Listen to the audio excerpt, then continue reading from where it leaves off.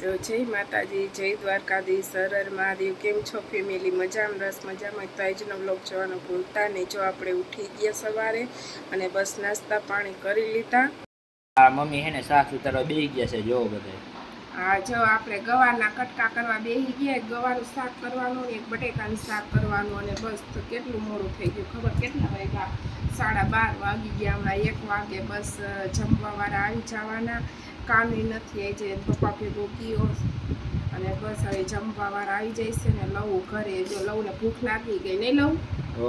પછી તો શાક સુધારવા બેઠી ને ત્યાં તો લઉં કહેવાય આવ્યો કે મમ્મી બની ગયું જમવાનું। મેં કીધું કે ના, હવે થોડીક વાર ખમાઈ છે। મારા કપડાં ઝાઝા હતા ને તો મોડું થઈ ગયું અને બસ ને બધું ઘરમાં થોડું જાજુ સાફ સૂફ કર્યો ને તો વાર લાગી।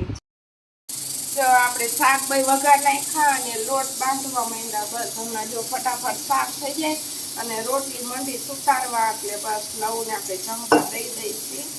અને જો હવે આપણે બસ અત્યારે વેકેશન હે, તમે ક્યાં ફરવા જવાના મેં તમે નક્કી કહીજો કોમેન્ટ કરી તમારે શું તેનો વિડીયો જોવો હોય તો અમે અહીંયા બસ જાશું। તમારી જાજી કોમેન્ટ થાય છે ને ચાર જગ્યાએ જાઓ તો બસ અમે જવાના લઈ લઉં। હવે વોટર પાર્કમાં ગયા હતા પણ અહીંયાનું શૂટિંગ નહોતું કર્યું। બસ મોબાઈલમાં મારે તકલીફ થઈ ગઈ હતી, રિપેરિંગ કરવાનો હતો એટલે।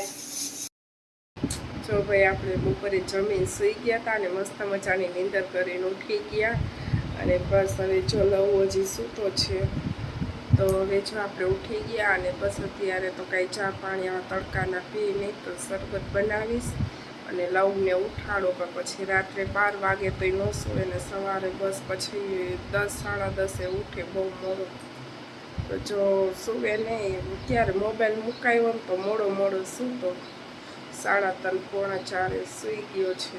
તો જો હવે આપણે એને ઉઠાડશું ને શરબત બનાવી શરબત પીવાઈ ગયો અને બસ આપણે જો હવે કામ કરી નાખ્યું, સંજવારીને હવે કાઢી નાખ્યું, વાસણ ગોઠવી નાખ્યા, કપડાં સંકળી નાખ્યા અને બસ હવે જો આપણે થોડીક વાર બેસશું અને ત્યાર પછી રસોઈનો ટાઈમ થઈ જાય છે અને લવું હજી આવ્યો નહીં? લઉં ઉઠો ને?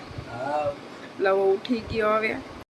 તો હવે આપણે દીવાબત્તી થઈ ગયા અને બસ હવે રસોઈ મૂકી દીધી છે બનાવવાની અને આવી છે બસ જવાનું છે બારે। તો જો વેલા હાર આવતા રહીશે મહેશ તો આપણે વેલા હાર જમી લેવાનું છે। તો હાલો હવે ફટાફટ રસોઈ બનાવું।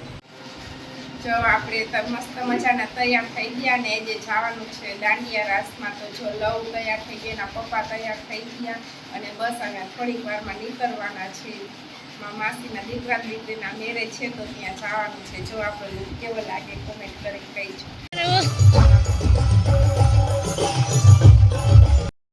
જો અમે અહીં પાર્ટીમાં આવ્યા ને મારી સાથેમાં ભાભી આવ્યા નહીં અને શિવ આવ્યો જો। હા, જો આવ્યા ને બસ મોડું થઈ ગયું તો ચાલુ થઈ ગયો।